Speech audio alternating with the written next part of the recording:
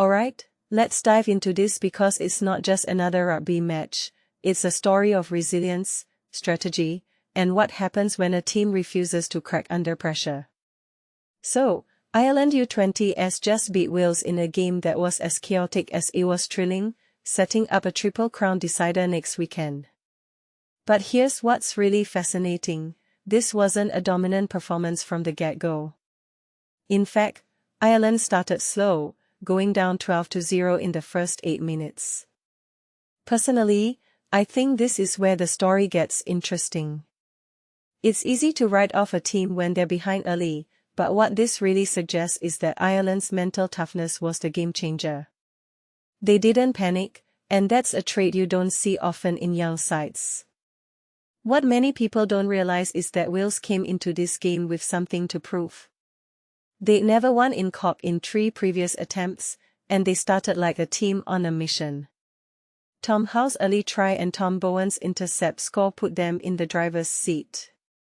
But here's the thing, Ireland's response wasn't just about scoring tries, it was about regaining control.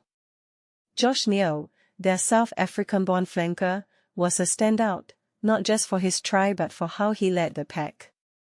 From my perspective, this is where the game shifted. Ireland didn't just chase points, they targeted Wales' discipline, and it paid off when Ocean Darwin-Lewis was binned for a deliberate knock-on.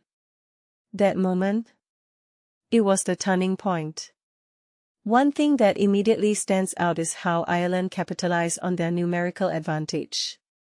Daniel Ryan's try, where he somehow slid past half a dozen defenders, was a highlight reel moment.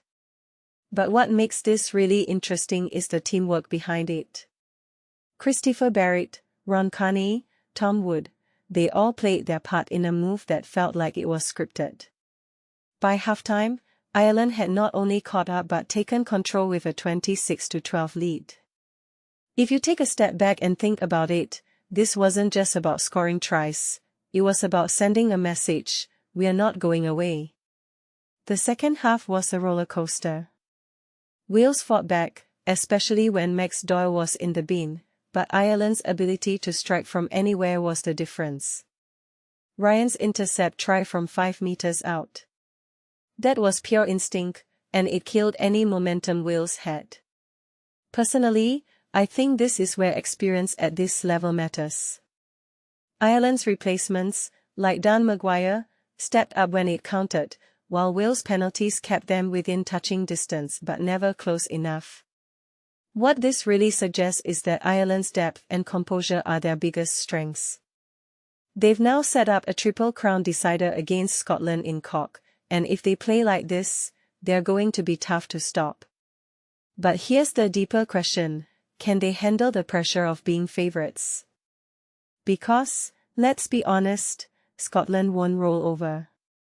In my opinion, this game was a masterclass in how to respond to adversity.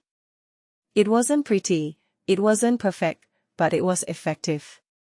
And that's what rugby at this level is all about. So, next weekend? I'm expecting fireworks. But for now, let's appreciate what Ireland pulled off here. They didn't just win a game, they showed us what they're made of. What do you think? Are Ireland the real deal, or is Scotland going to spoil the party? Let me know in the comments.